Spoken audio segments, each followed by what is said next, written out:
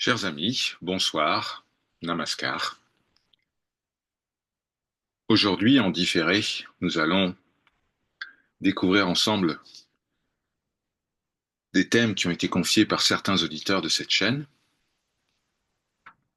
Nous allons, bien sûr, préalablement, accueillir l'invocation rituelle. Pour cela, je vous propose de joindre les mains.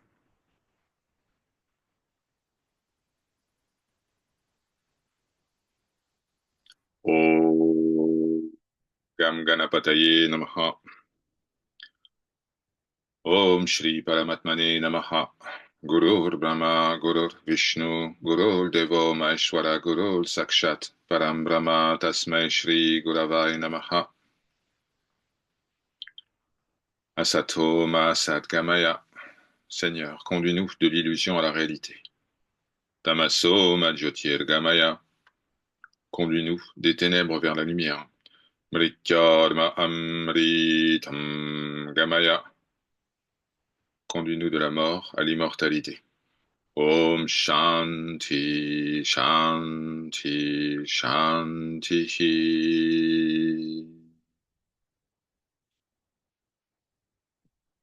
Nous allons donc commencer par le thème de Catherine, qui est née en 1959 à Paris. Chère Catherine, votre axe du destin, défini par l'alignement entre le nœud lunaire nord, Rahu, et le nœud lunaire sud, Ketu, votre axe du destin est placé entre la maison 12 et la maison 6. Rahu en 6 et Ketu en 12. Dans vos vies antérieures, chère Catherine, vous avez pratiqué de longues pénitences. Vous avez vécu une vie d'ermite, une vie contemplative, une vie très solitaire. Et dans cette vie, il y a le désir d'en finir avec vos ennemis, à la fois extérieurs et intérieurs. Il est probable que dans votre vie antérieure, vous ayez fait face à beaucoup d'opposition, à beaucoup de critiques. Et malgré votre caractère contemplatif, malgré le détachement indiqué par la présence de Ketu en maison 12, eh bien, vous avez souffert de cela. Donc, vous êtes revenu vous incarner sur ce plan de manifestation pour détruire définitivement tout ce qui vous a fait du mal au préalable. Faisons maintenant le tour du zodiaque ensemble. En maison 1, qui signifie la personnalité et l'ego, nous trouvons la lune maîtresse des émotions du subconscient. La lune en 1 indique une personnalité très sensible, ressentant directement les émotions des autres, parfois un peu trop. Une personnalité qui suit apparemment un cycle, parfois beaucoup d'enthousiasme, de positivité, et puis quelques jours après, une tendance à voir les choses de manière un peu plus sombre. Le conseil ici est de vous détacher, de ne pas prendre à cœur tout ce qu'on vous dit. Souvenez-vous, rien n'est personnel. Pourquoi? Parce que personne ne vous connaît vraiment.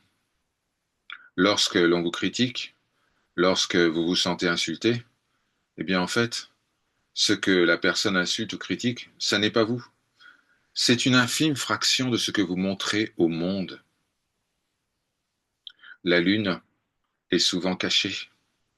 La lune dissimule sa véritable beauté, sa face cachée en quelque sorte. Donc ne vous laissez pas abattre par des critiques, des objections. Allez de l'avant, toujours.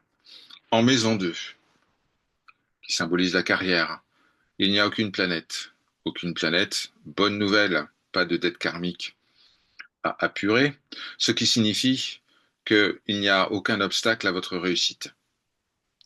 Maison 3, qui représente les talents à acquérir, il n'y a aucune planète. Donc vous savez déjà tout ce qui est nécessaire pour, en quelque sorte, l'accomplissement de votre mission de vie. En maison 4, pas de planète. La maison 4, qui représente le foyer, la famille, eh bien, c'est un endroit neutre. Il n'y a pas d'attachement excessif. Il n'y a pas non plus de rejet. Ce n'est pas pour ça que vous êtes revenu vous incarner dans ce plan d'existence. Nous l'avons vu. Tout se situe en maison 6, les ennemis. En maison 5, qui symbolise les plaisirs, le confort, l'amitié également, les amours. Eh bien, on trouve Vénus qui trône en majesté dans sa maison de choix. Donc, il y a ici l'inspiration, le désir, la volonté d'en profiter. Dans votre vie antérieure, si vous vous rappelez, vous aviez une vie très contemplative, très simple, austère même. Dans cette vie, l'austérité n'est pas à l'ordre du jour. Vous voulez en profiter. Vous voulez goûter tous les plaisirs de la vie. Vous voulez être entouré d'amis. Vous voulez rire. Vous voulez bien manger, bien boire. Magnifique. Profitez. Maison 6. La maison 6, c'est donc la maison des ennemis, des oppositions. Et là, on trouvera où. Donc, toute votre attention est braquée sur les ennemis, à la fois intérieurs et extérieurs. Les ennemis intérieurs, ce sont des traits de caractère que vous n'appréciez pas chez vous, ou peut-être certaines peurs, certaines angoisses que vous n'arrivez pas à maîtriser. Les ennemis extérieurs, je ne vous fais pas un dessin. En maison 7, qui représente les mariages, les partenariats, les alliances, nous avons 3 planètes. Donc, un centre d'intérêt majeur pour cette vie. Trouver le bon partenaire. Soleil et Mercure sont de bon augure. Le Soleil indique la vérité, indique que vous êtes sur le droit chemin. Mercure vous donne les intuitions nécessaires, vous donne la sensibilité nécessaire, en plus conjuguée à la Lune, à l'ascendant, vous donne la sensibilité nécessaire pour éviter des pièges, pour bien, en quelque sorte, sentir les gens. Mais voilà, vous avez Mars qui apporte une touche discordante à tout cela.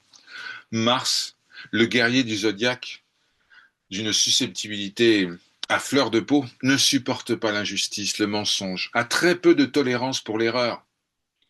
Donc, le conseil ici, si vous voulez une vie de couple apaisée, mettez de l'eau dans votre vin. Personne n'est parfait. Maison 8, qui représente le mystère, science occulte, les pouvoirs spirituels, les secrets en général, vous avez Jupiter. Il y a chez vous un intérêt très fort à apprendre et à transmettre tout ce qui concerne, on va dire, les sciences traditionnelles, le paranormal, l'ésotérisme. Alors ça peut se traduire sous la forme de l'astrologie, sous la forme de la guérison, de la thérapie, sous la forme de la télépathie, tous ces pouvoirs spirituels. Alors tous ces pouvoirs spirituels ne sont pas destinés à votre propre bonheur ou à un avantage quelconque sur les autres. Non.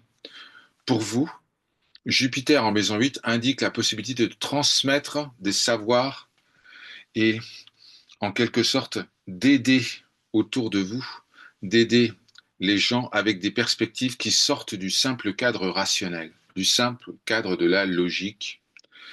Vous pouvez aider énormément. Et Jupiter est une excellente influence pour cela. Donc, si un jour vous souhaitez apprendre euh, des médecines traditionnelles, des savoirs ancestraux, etc., vous serez favorisé par Jupiter. En maison 9, qui représente l'éducation spirituelle, vous avez Saturne. La discipline, la rigueur, ça ne vous est pas inconnu. Vous l'avez pratiqué de nombreuses fois déjà. Et ce que vous attendez de la pratique spirituelle, c'est une grande régularité. C'est un programme bien établi. Vous en avez besoin pour canaliser vos émotions. Rappelez-vous, la Lune à l'ascendant. En maison 10, maison du travail, qui représente la profession en quelque sorte. Aucune planète, bonne nouvelle, pas d'obstacle karmique. Maison 11, la vie sociale, pas de planète non plus. Donc la vie sociale pour vous n'est ni un obstacle, ni un centre d'intérêt majeur. Enfin, nous l'avons vu, lorsque nous avons étudié votre axe du destin, vous avez le nœud lunaire sud, Ketu, en maison 12. Donc, vous avez pratiqué la contemplation, la solitude, et dans cette vie, l'aspiration est plutôt de se tourner vers les autres, vers le monde, afin de transmettre tout ce que vous savez. Voilà ce qui pouvait être dit sur votre thème, par sa grâce. Nous passons maintenant au thème suivant. Le thème de Valérie. Valérie est née en mars 1965 à Paris. Donc, très prochainement, nous souhaitons très bonne continuation à Valérie. Pour ceux et celles qui suivent cette chaîne régulièrement, vous savez que ce 30 mars 2025 est un jour très spécial du point de vue de l'astrologie védique, puisqu'il y aura une conjonction exceptionnelle en Poisson, avec 6 planètes rassemblées en Poisson, aspectant Ketu en Vierge. Donc une journée très particulière qui a déjà fait l'objet d'un certain nombre de communications sur cette chaîne et sur d'autres réseaux sociaux. Vous serez donc, chère Valérie, extrêmement impactée, et c'est dans un sens positif que je vous dis ça, extrêmement impactée par ce qui va se passer le 30 mars 2025. Un changement de vie, ou tout du moins un changement absolu de perspective, de point de vue sur le monde. Toutes les certitudes, toutes les convictions, tout ce qui est le fruit de l'expérience passée, tout cela va être balayé d'un grand revers de main, d'un grand souffle cosmique. Alors voyons maintenant votre axe du destin. Votre axe du destin. Nous avons Ketu en maison 4, la maison du foyer, et nous avons Rahu en maison 10, conjoint à Jupiter. Ketu en 4 indique que lors de vos vies antérieures, vous avez consacré l'essentiel de votre temps et de votre énergie à la famille, au foyer. Vous avez tout sacrifié à vos enfants, à vos parents, à vos proches. Mais dans cette vie, chère Valérie, les choses sont bien différentes. Il y a une aspiration à l'indépendance, il y a une aspiration à réussir par soi-même, à ne pas rester dans l'ombre. Cette aspiration est grandement favorisée par la conjonction Rahu-Jupiter qui vous donne littéralement des ailes. Faisons maintenant le tour du zodiaque. En maison 1, qui représente l'ego, nous trouvons Mars. Donc nous avons ici affaire à une personnalité extrêmement énergétique, extrêmement courageuse, qui ne s'en laisse pas compter, la guerrière du zodiaque.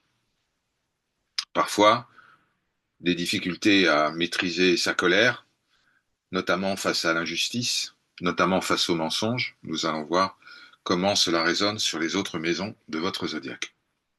En maison 2, qui représente la carrière, le chemin de vie en quelque sorte, pas de planète, donc pas d'opposition. En maison 3, pas de talent à acquérir.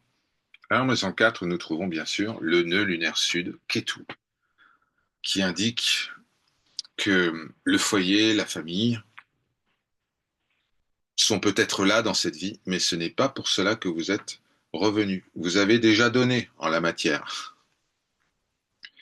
En maison 5, les plaisirs, le confort, et en maison 6, les ennemis, il n'y a aucune planète. Nous passons donc directement à la maison 7, où nous trouvons Lune conjointe à Saturne. Donc la Lune, nous l'avons vu, c'est la maîtresse des émotions. Lorsque la Lune est en maison 7, cela promet des relations extrêmement mouvementées, des relations sentimentales. Les motifs, l'émotionnel sont au premier rang. Conjoint à Saturne, qui présente en quelque sorte la note karmique, cela donne des relations sentimentales qui peuvent être houleuses, qui peuvent être compliquées, exigeantes. c'est quelque chose que vous avez néanmoins besoin d'expérimenter dans cette vie. Parce que pour que vous puissiez enfin, après tant de vie consacrée au foyer, à la famille, pour que vous puissiez en quelque sorte briller par vous-même, vous allez devoir faire face à de nombreux obstacles. Et cela ne peut se faire que les armes à la main. Heureusement, vous avez Mars.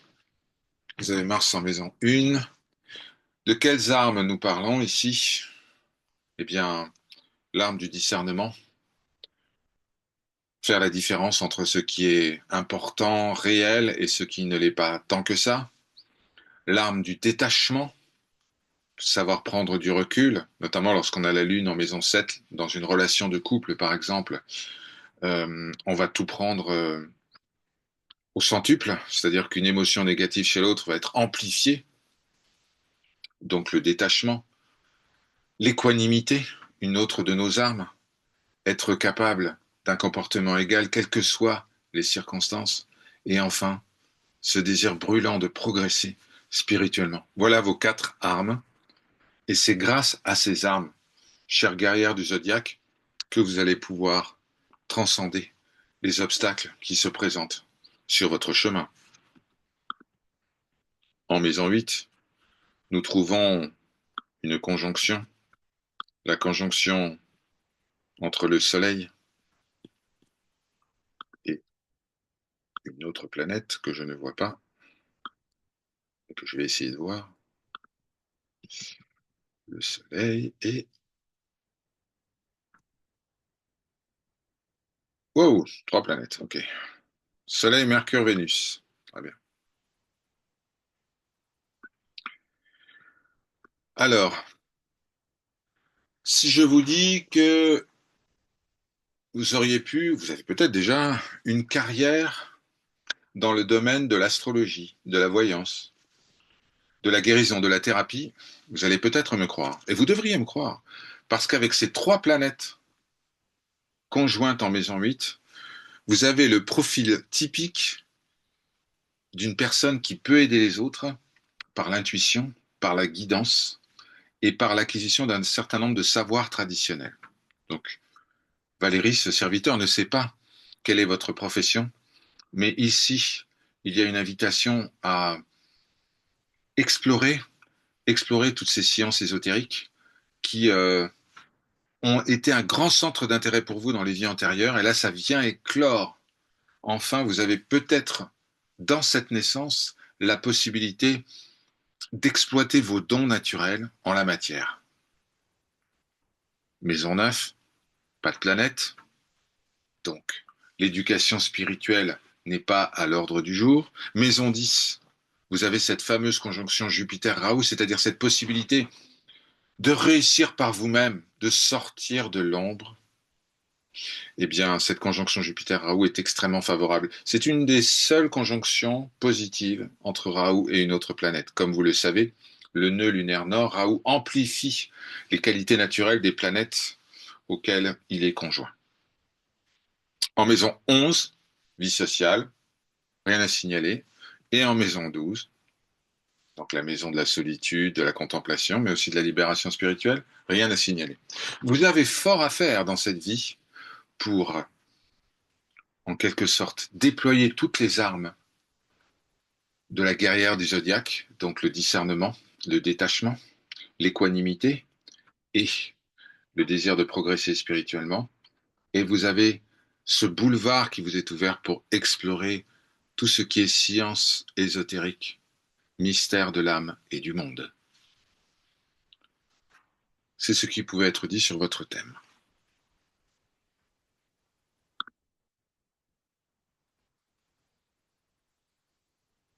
Séverine, née en février 1977 à Chambray-les-Tours.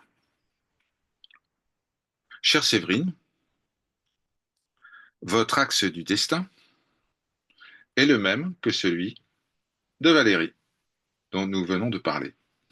Donc, avec Ketu, le nœud lunaire sud, en maison 4, et Raoult, le nœud lunaire nord, en maison 10, il y a cette même aspiration de réussir de manière indépendante, de vous affranchir, de vous libérer en quelque sorte du contexte familial, social, et vous faire connaître votre valeur au monde.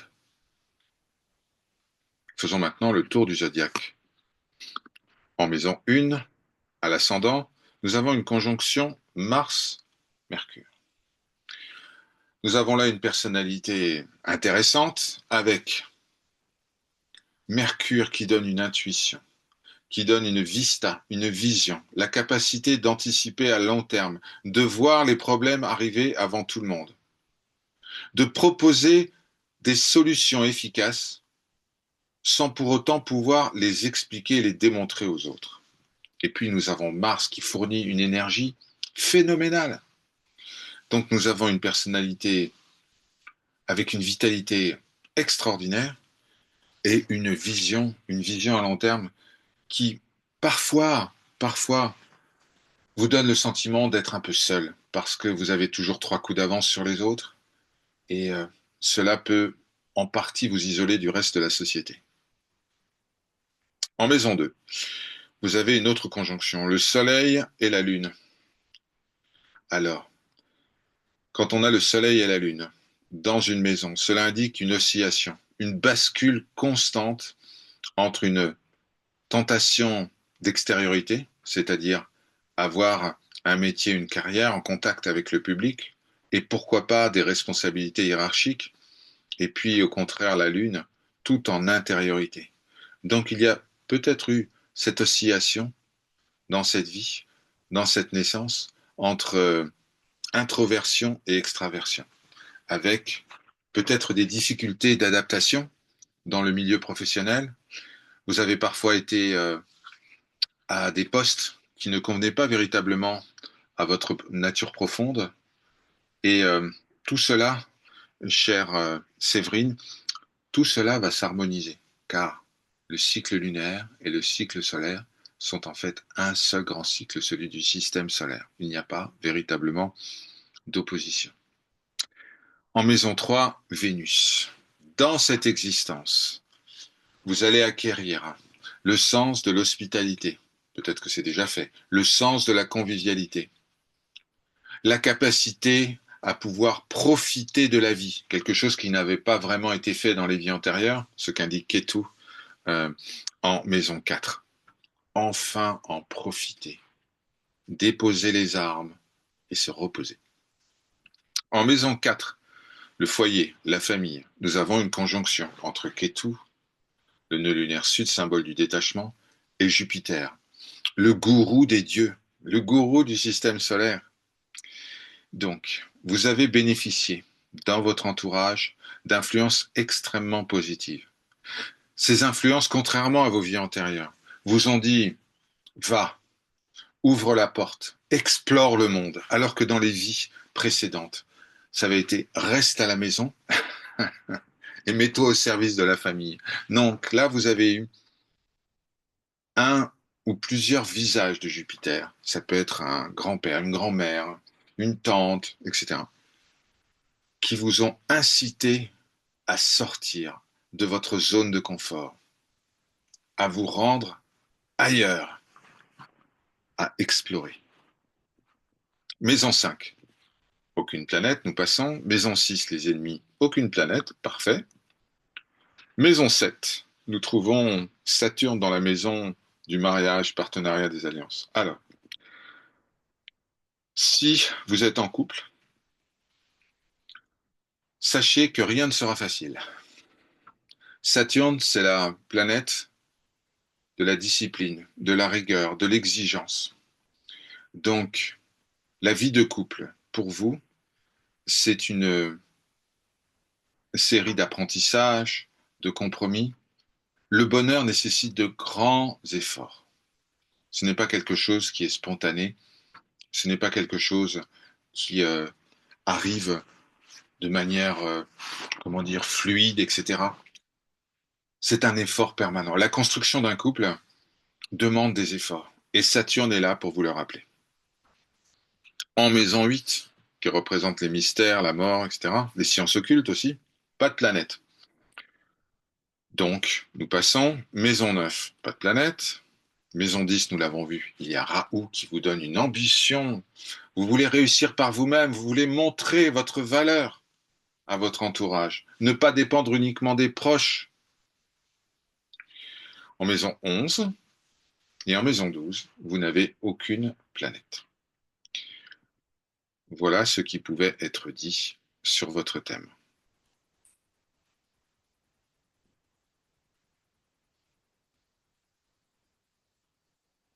Nous allons maintenant lire le thème de naissance de Jennifer. Jennifer est née en février 1994 à Niort.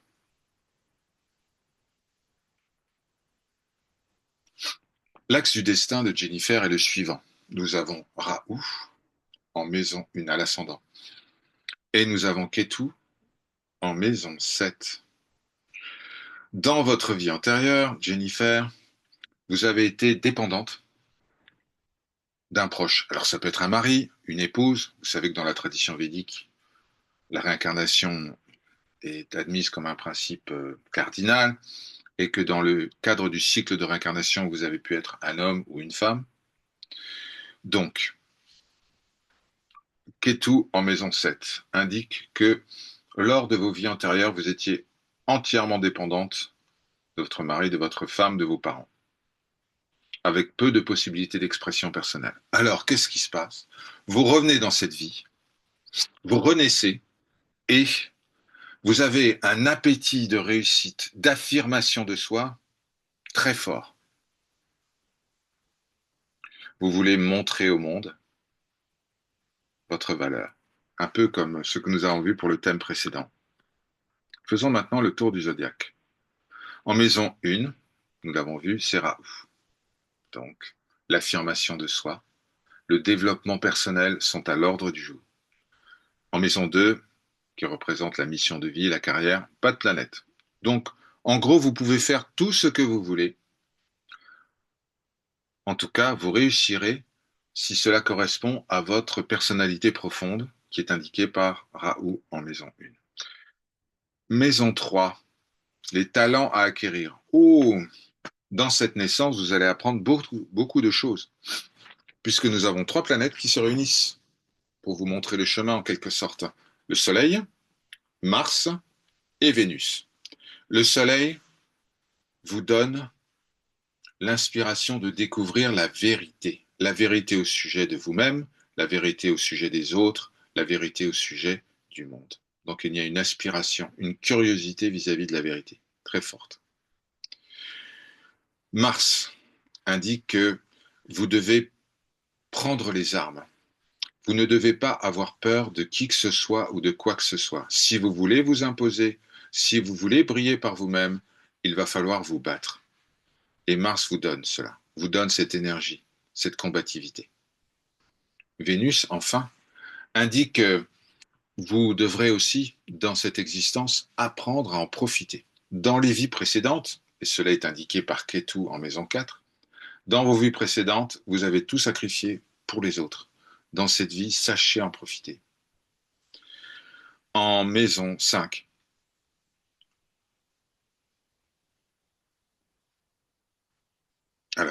en maison 4, nous reculons d'une case. En maison 4, nous avons une conjonction Mercure-Saturne.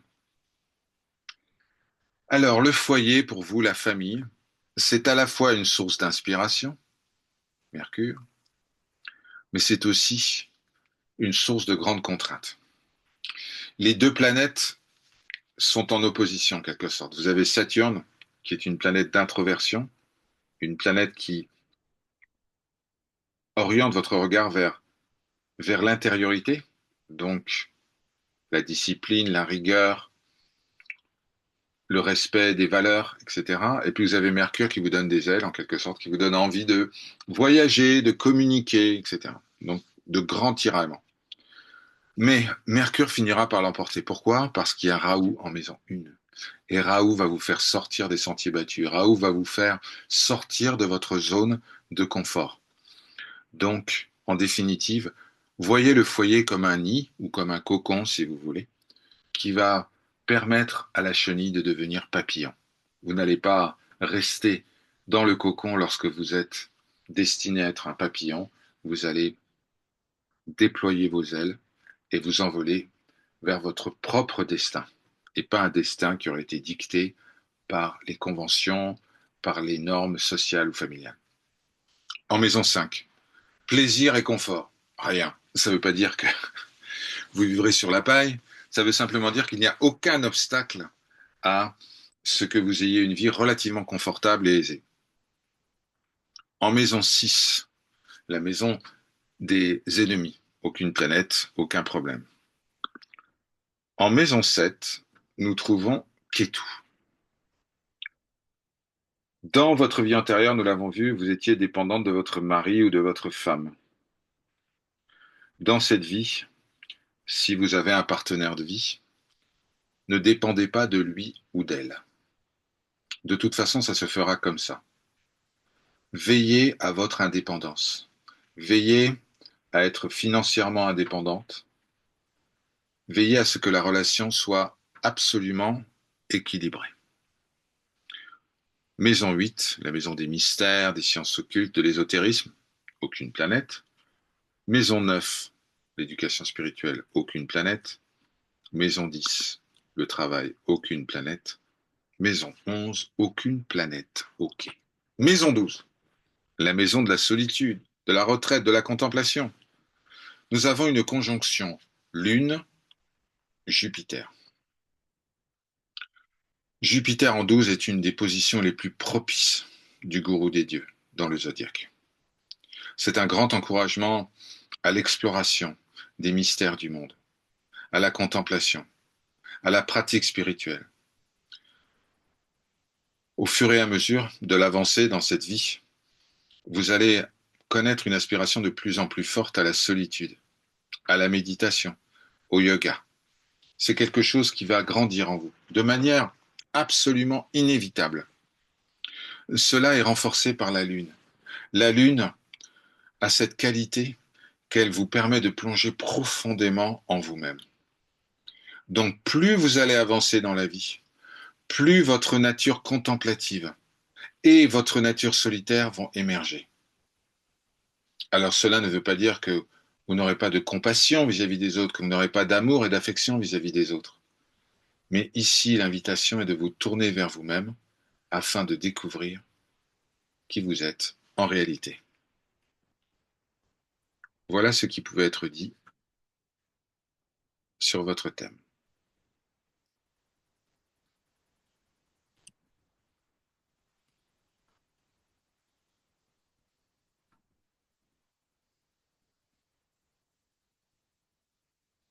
Nous allons maintenant lire le dernier thème de cette session, le thème d'Adrien, qui est né en mars 1994 à Niort également.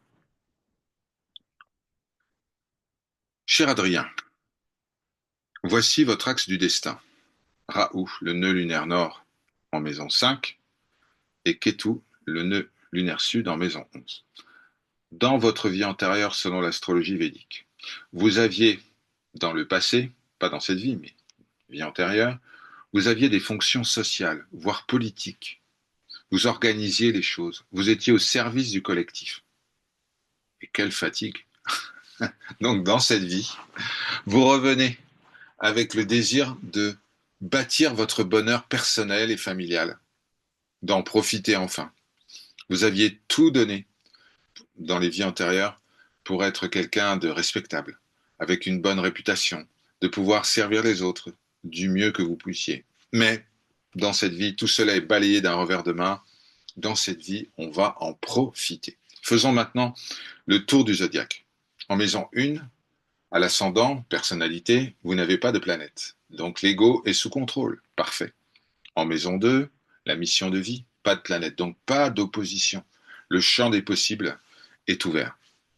En maison 3, les talents à acquérir, eh bien, il n'y a pas de planète non plus. Vous disposez de toute la boîte à outils pour pouvoir avancer dans cette existence. En maison 4, le foyer, la famille, vous avez Jupiter. Jupiter indique que Les racines, le foyer sont une force pour vous. C'est ce qui vous permet d'avancer, c'est votre carburant.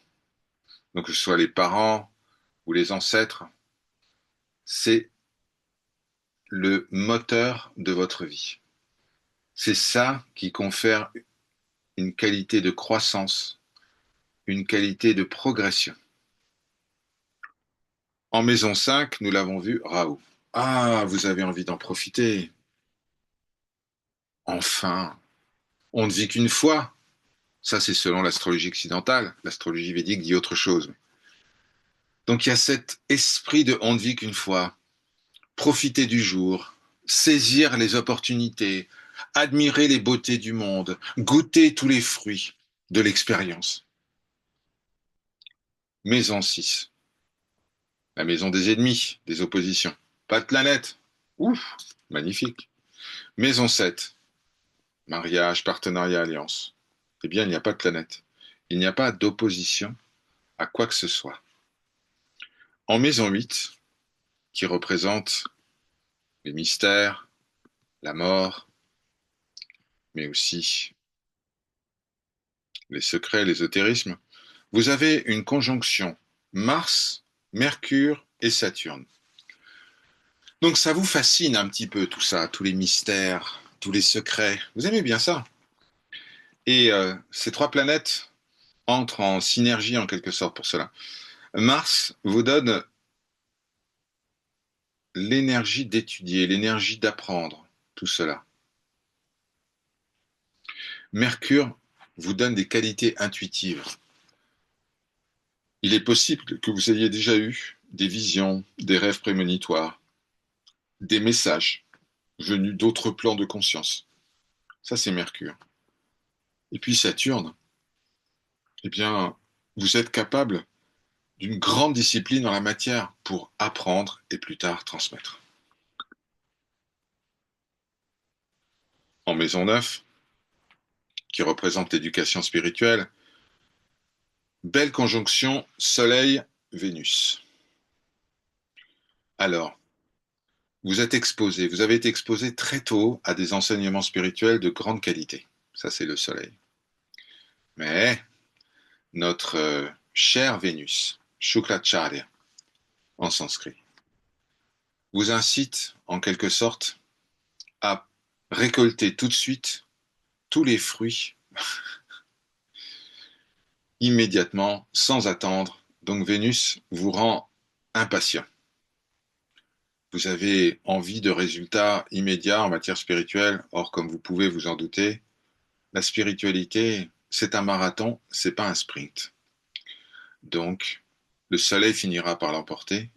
Et sachez en quelque sorte maîtriser votre impatience en ce domaine.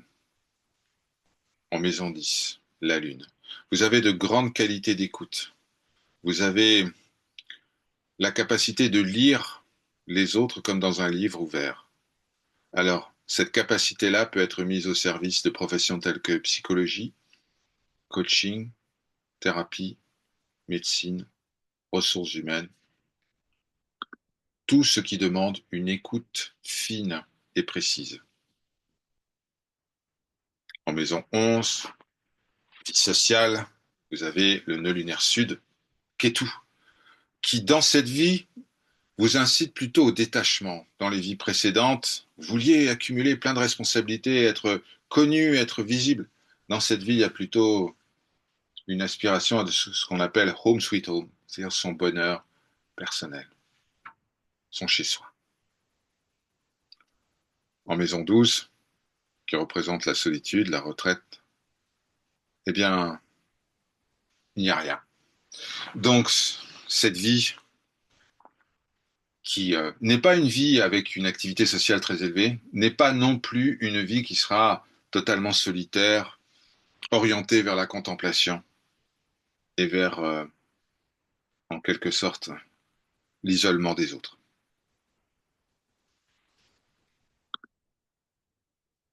Alors, nous allons, pour conclure, parce qu'il s'agit d'une famille,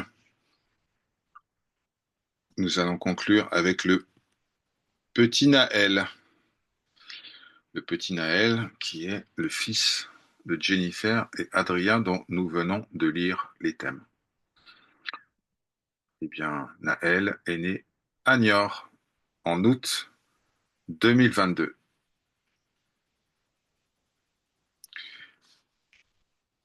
Alors, l'axe du destin de Naël, c'est un Ketu en maison 6 et un Rahu en maison 12. Naël a vaincu tous ses ennemis dans les vies antérieures. Ça avait été un grand sujet de préoccupation, mais ça n'est plus véritablement le centre d'attention dans cette existence. Dans cette existence, Naël est venu pratiquer la spiritualité. Dans les vies précédentes, il avait passé tellement de temps à se battre contre les adversaires qu'il n'avait pas pu tourner son attention vers lui-même, méditer et prendre le temps de découvrir sa véritable nature. Mais dans cette vie, eh bien, il va y avoir la possibilité et l'inspiration pour cela. En maison 1, le petit Naël n'a aucune planète, donc l'ego est sous contrôle. En maison 2, Vénus. Donc Naël excellera dans les professions où la convivialité, l'accueil, le confort, le luxe même sont requis. Le goût, le bon goût, l'esthétisme, l'élégance, etc. Donc c'est quelque chose qui va se développer très tôt chez le jeune Naël. En maison 3, talent à acquérir, eh bien nous trouvons le soleil. Donc très jeune, très tôt, Naël va faire preuve d'une grande curiosité intellectuelle vis-à-vis de nombreux sujets. Naël veut comprendre, Naël veut savoir. En maison 4, foyer, famille, nous trouvons Mercure. Donc, Naël bénéficie d'un environnement familial très propice qui va reconnaître très tôt ses qualités et ses qualités principales d'intuition. Donc ça, c'est une chance et c'est quelque chose qu'il va falloir véritablement protéger comme un trésor, l'intuition de Naël, ses visions, sa capacité à trouver des solutions originales, innovantes. En maison 5, nous avons la Lune. Donc, Naël est très émotif. Il est sensible, il est sensible au bien-être des autres. Il fait tout pour cela. Il fait tout pour que les autres se sentent bien. Et donc, dès que quelqu'un se sentira contrarié dans l'entourage par ce que Naël a fait ou n'a pas fait, eh bien, cela engendrera de la souffrance chez Naël. Donc, il faut l'encourager à se détacher de cela. Nul n'est responsable de l'interprétation, des sentiments. Tout cela est tellement personnel. Donc, montrer à Naël que si tout a été fait dans les formes, il n'y a aucun regret à avoir par rapport à un tel ou un tel.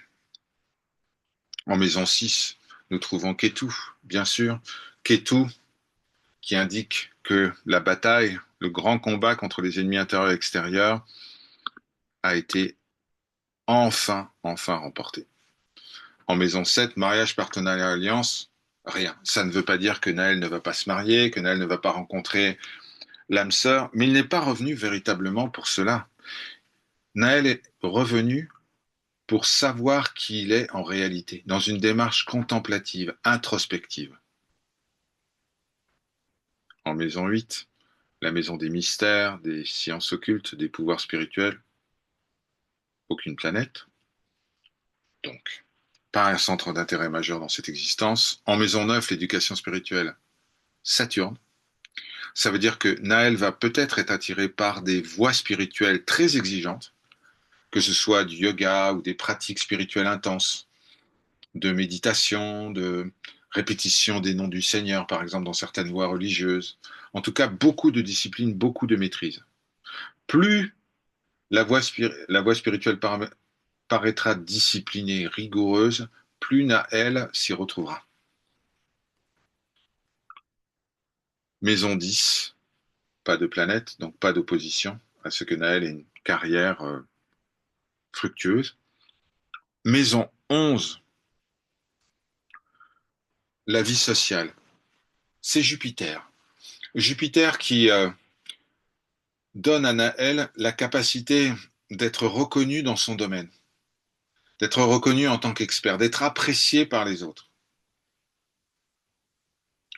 peut-être dans l'enseignement. Maison 12, nous avons cette conjonction entre Mars et Raoult.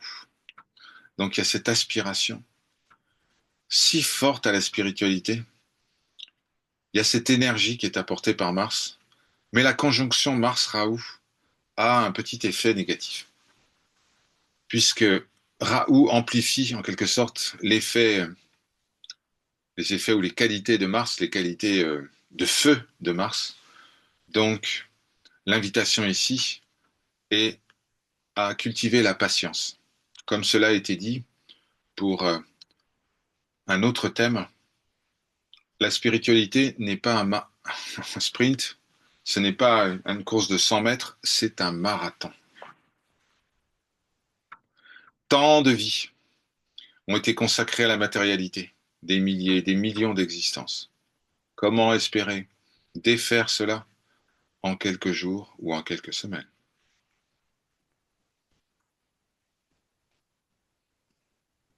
Voilà ce qui pouvait être dit sur le thème du jeune Naël. Gratitude infinie pour votre écoute attentive. Les auditeurs qui souhaitent recevoir une étude de leur thème de naissance ou des transits pour 2025 peuvent envoyer un email à l'adresse indiquée dans la description de cette vidéo. Par sa grâce, Om Shanti Shanti Shanti.